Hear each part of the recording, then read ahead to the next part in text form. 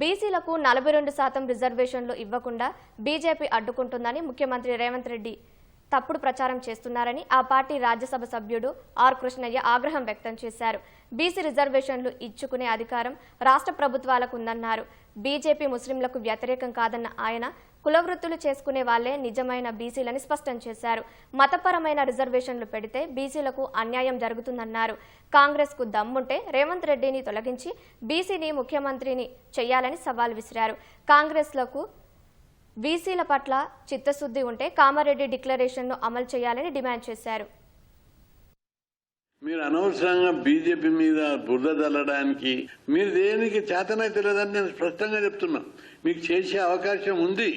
జీవోది అసెంబ్లీలో bill pass అయింది, ordinance తీసినాం, మన చట్టం చేసినాం, జీవో తీసి రేపు కోర్టు మీద నెపం నెడుతున్నావు.